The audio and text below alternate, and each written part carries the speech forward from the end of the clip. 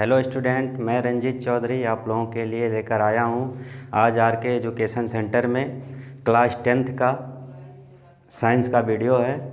जो अध्याय का नाम है कार्बन एवं उसके यौगिक। कार्बन एवं उसके यौगिक का 3 वीडियो मैं डाल चुका हूँ। ये पार्ट चौथा है IUPAC नाम। IUPAC नाम में हम देखेंगे आज एल्केन के हैलोजन व्युत्पन्न। एल्केन के हैलोजन व्युत्पन्न तो इसका सामान्य सूत्र होता है CnH2n +1 × X, जो X का मान होता है FClBrI, यानी फ्लोराइड, क्लोराइड, ब्रोमाइड, आयोडाइड होता है। इसका परिभाषा हम देखेंगे। परिभाषा होता है इसका, जब किसी एल्केन में से एक H परमाणु निकलता है, जब किसी एल्केन में से एक H परमाणु निकलता है और उसके स्थान पर हैलोजन,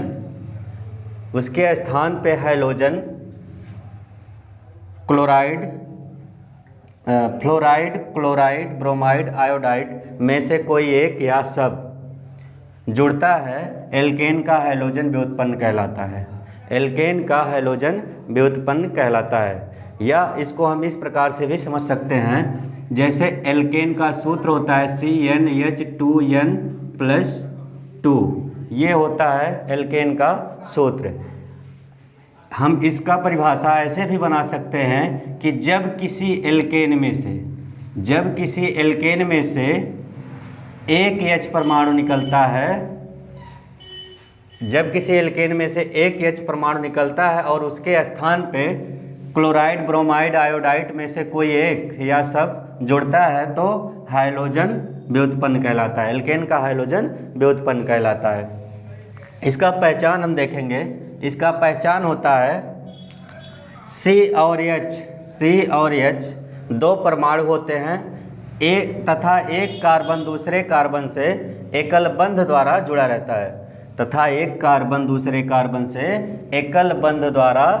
रहता है और किसी कार्बन से हैलोजन अवश्य जुड़ा रहता है।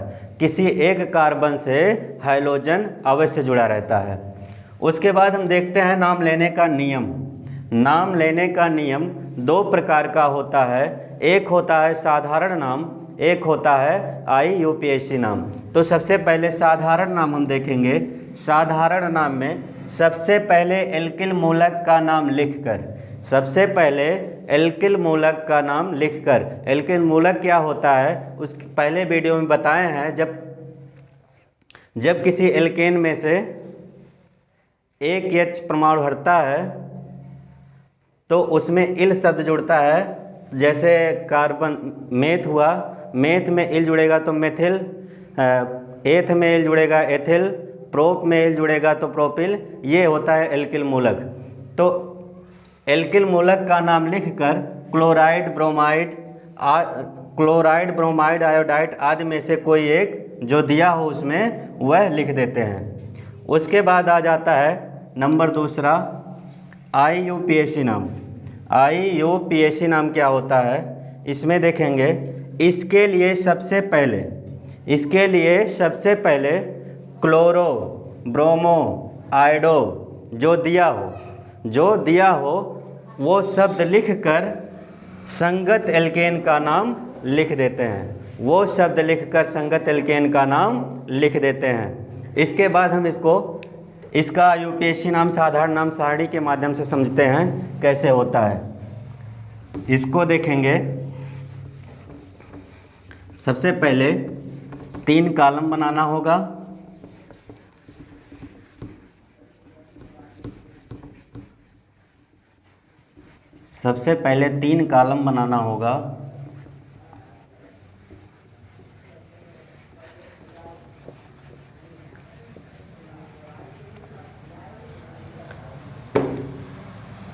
पहले में लिखा जाएगा सूत्र, दूसरे में रहेगा साधारण नाम और तीसरे में रहेगा IUPAC नाम। इसमें हम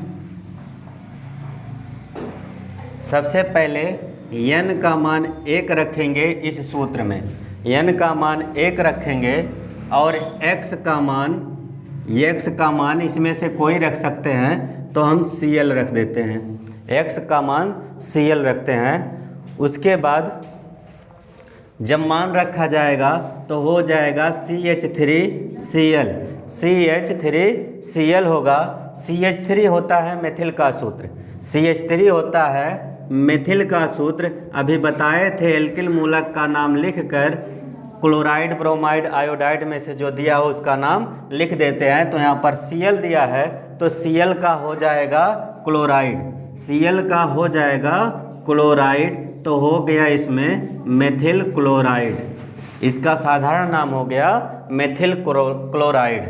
अब इसमें कार्बन की संख्या 1 दिया है, 1 में मेथ होता है तो संगत एल्केन का नाम हो जाएगा मेथेन, संगत एल्केन का नाम होगा मेथेन। मेथेन में सॉरी यहाँ पर मिस्टेक हो गया, इसमें सबसे पहले क्लोरो ब्रोमो आयोडो जो दिया हो तो इसमें क्लोराइड दिया है तो यहाँ पर लिखा जाएगा क्लोरो और मेथिल है, मेथिल का एल्केन होता है मेथेन, क्लोरो मेथेन यहाँ हो जाएगा। उसके बाद n का मान हम 2 रखते हैं, n बराबर 2, x बराबर Br रख देते हैं। तो n का मान जब 2 रखा जाएगा तो यहाँ पर हो जाएगा C2H5Br, C2H5Br हो जाएगा। और C2H5 होता है एथिल का सूत्र, C2H5 होता है एथिल का सूत्र, तो यहाँ एथिल ब्रोमाइड हो जाएगा, एथिल ब्रोमाइड। और इसका IUPAC नाम होगा ब्रोमोएथेन, ब्रोमोएथेन, इसका IUPAC नाम हो जाएगा।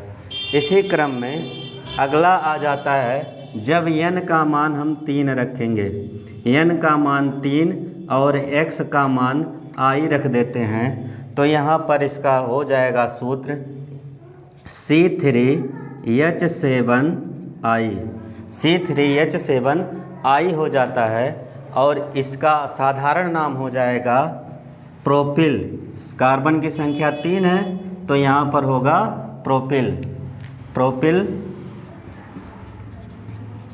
Propyl iodide,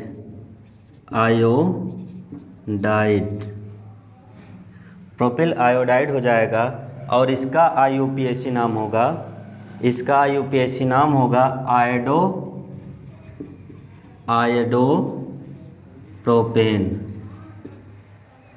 आयोडोप्रोपेन। इसी क्रम में ये बढ़ता रहेगा। एग्जाम्पल के तौर पे 3 सूत्र हम ला दिए हैं, अब इसका कुछ एग्जाम्पल देखते हैं। जी हाँ स्टूडेंट, हम इसका कुछ एग्जाम्पल देखते हैं। इसका एग्जाम्पल होगा